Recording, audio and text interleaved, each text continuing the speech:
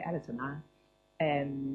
首先好多謝，即係其實舊年我哋9月份咧就開始上呢個 Asia for Jesus 天國文化嘅課程。咁呢個課程咧，其實就係俾我哋去學習一個天國文化嘅思想啦、行為啦，同埋改變自己嘅睇法嘅，係啦。咁而喺我哋呢一個課程裏邊咧，其實係非常實務性，同埋係我覺得係好有好豐富嘅成件事，亦都多謝 Irene 牧師啦，邀請我哋10幾個學員啦一齊去參與20幾個，哇！咁其實咧，我哋喺呢個課程之中咧，我覺得重點唔係學習生命轉化、生命更像耶穌，而係喺呢個轉化嘅過程之中咧，當我哋去面對，當我自己去面對苦難嘅時候，仍然係唔放棄、唔退縮，同埋咧可以更加堅固我同天父嘅關係啦。當生命跌到落谷底嘅時候，點樣去揾到天父對我生命嘅支持同埋陪伴，用屬天嘅眼光去睇同埋永恆嘅國度，睇下自己而家生命嘅光景。咁大家都知啦，舊年我哋9月就上堂，咁我10月份咧就發生咗唔舒服啦，咁又要醫生就話我要即刻去做手術啦。咁因為體內咧就發現咗一個好大嘅主動脈血管瘤啦。咁而可以喺唔知情之下咧，咁我個瘤爆咗就拜拜㗎啦。咁大家天家見啦。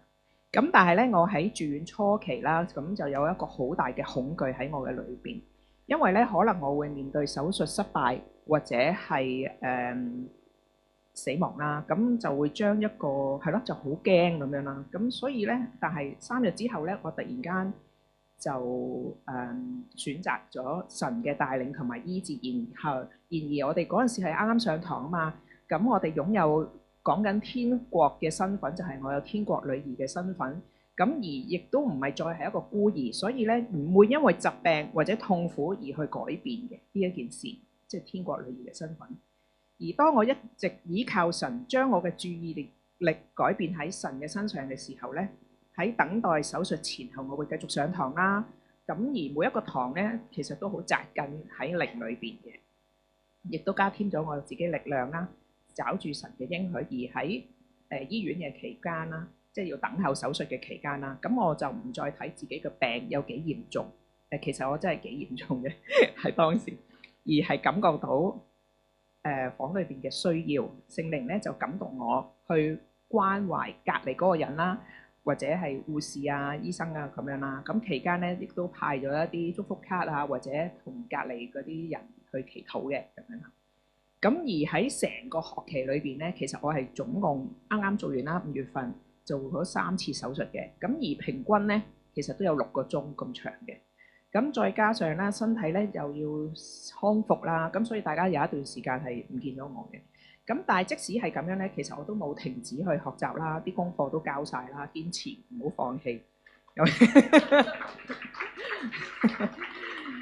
唔係，雖然咧都係，其實都係有趕唔切嘅時間嘅啲進度。咁但係咧